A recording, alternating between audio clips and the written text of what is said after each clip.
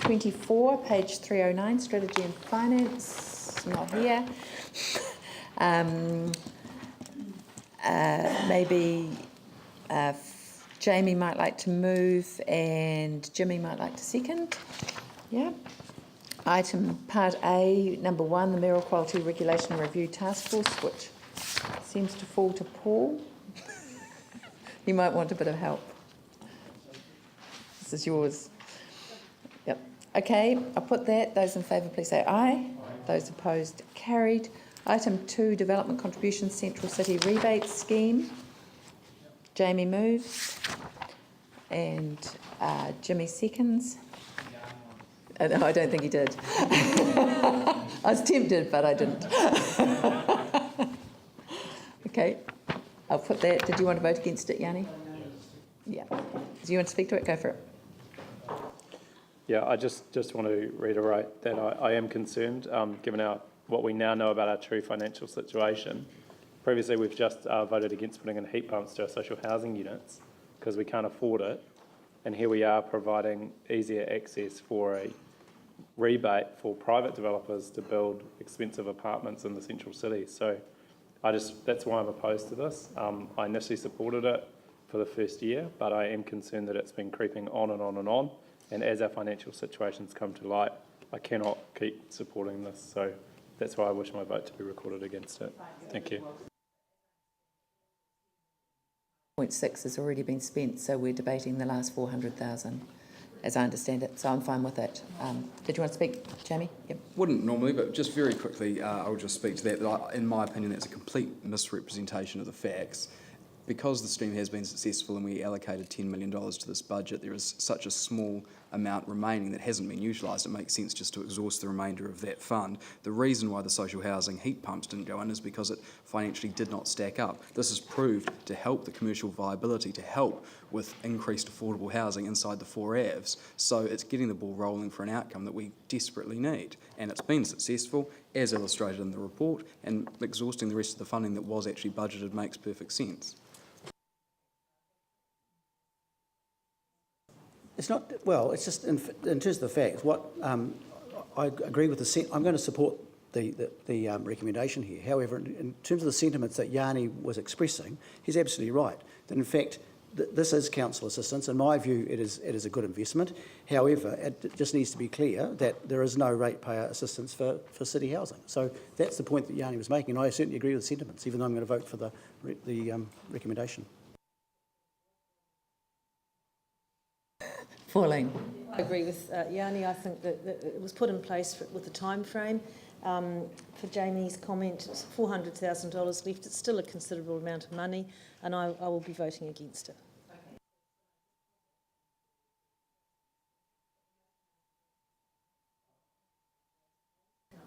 No, and you both want it recorded? Pauline and Yanni. Okay. Item number 3. Moved Glenn, second Ali. I'll put that. Those in favour, please say aye. Those opposed, carried. Item number 4. Yep, sure. Who are you asking? Di, do you want to come down here in case this... To do with the debt write-offs. Obviously, we can expect eroding damage to continue to occur, and I'm just concerned as the rebuild gains momentum, do we have adequate systems in place to ensure these large write-offs do not continue to increase?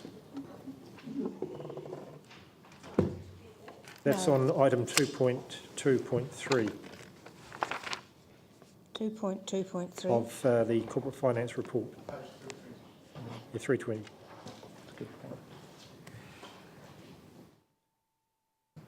So we had a debt write-off of 151,000 year to date, compared to 81,000 previous years. So you can see the escalation of these write-offs increasing, and I'm just concerned that as we gain momentum in the rebuild, that it's not going to continue to write off. Okay, more. If I can say, I don't think it's so much while it's certainly up year on year, it's because a lot of very old debts have been tidied up this year and resolved. Part of it was with a quite large owner of pensioner housing and the like, where there was some settlement around around our own resource consents we'd issued. So it's not so much that the position's getting worse, it's actually the position is improving, and as part of that, these old debts are being cleared. So I'm actually very comfortable with what the debt department are doing. They're really doing a very good job.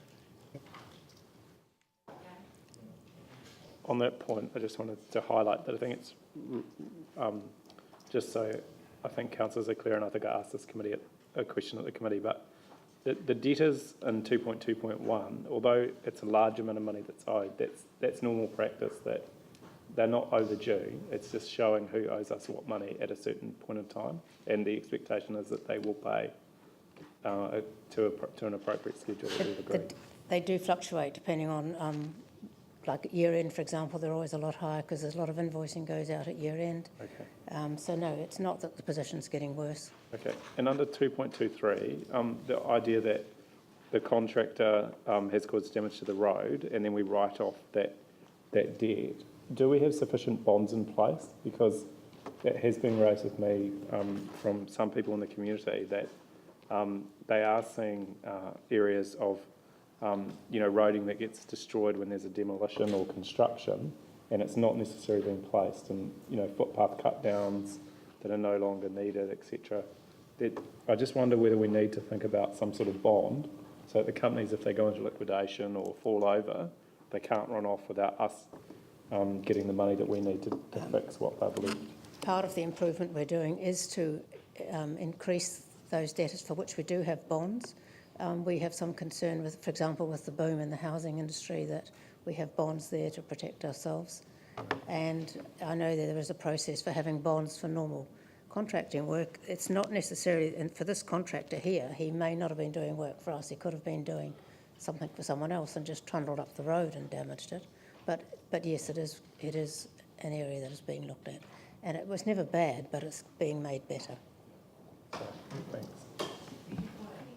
Continue that, because I was going to bring that up too, Yanni, but the damage to our roads, and you drive around and you see it from the big trucks, and what happens is they are obliged to repair any damage, correct?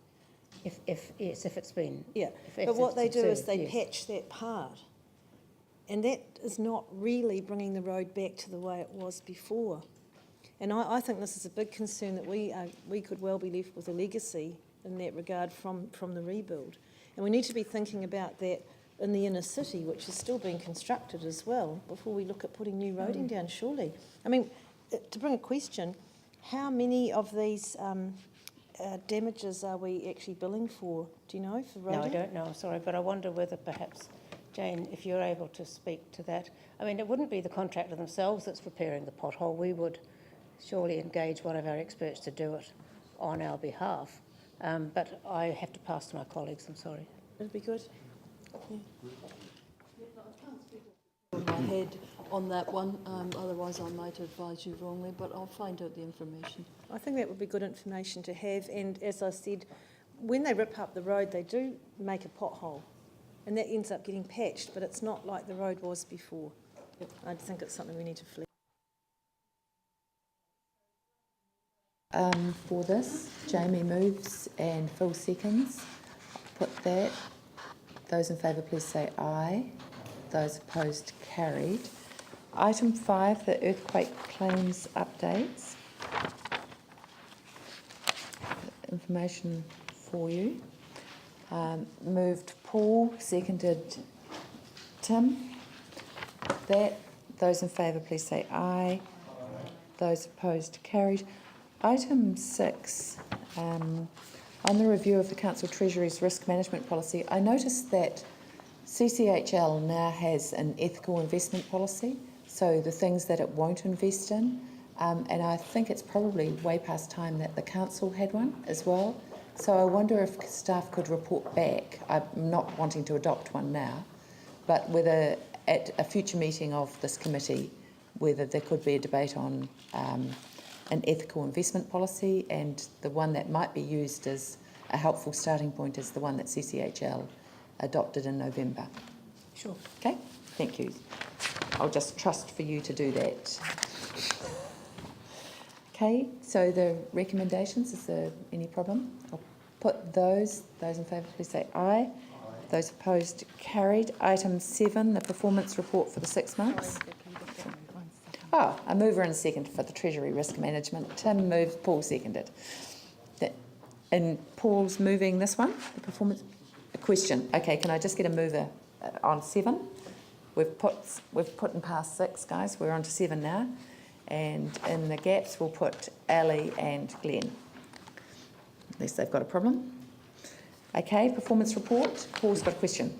Just around this $450 million carry forward and underspend that we have. You've got Wellington, who's concerned about 45 million. We've got 10 times that amount, which is, and I know it's been incorporated in the long-term plan, but I just really think we need to get a handle on this large amount of carry forwards that we do have, and because it will affect our financial status, and as we go into the consultation, I think it's something we need to be doing some work in the background. I'm sure we are, but I just want to raise it as a quite a major concern.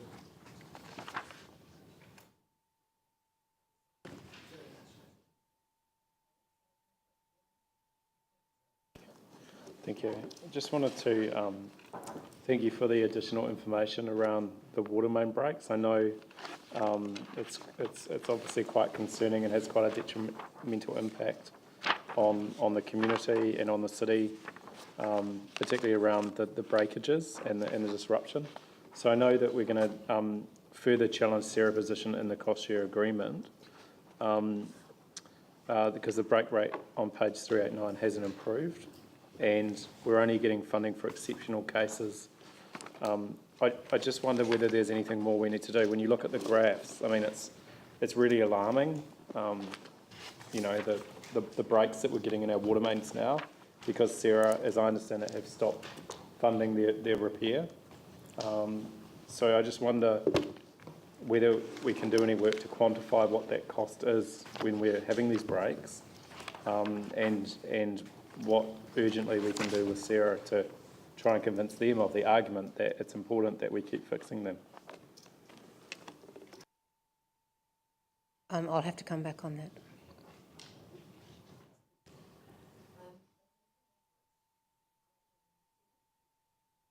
Those in favour, please say aye.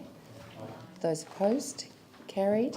Item 8, the earthquake response on page 330. Moved Pauline, seconded Jimmy. Any debate, questions? Andrew. In 8.1, the last bullet point, the timing of payments to Sarah for Port Hill's land resolution is also impacting, although it is forecast to be paid by year end.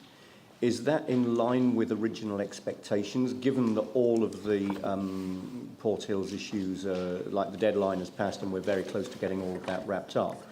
Were we expecting that initially to be settled before year end, or is that in line with original expectations? It's in line with original expectations. I think. It's item 26. I'm going to disappear.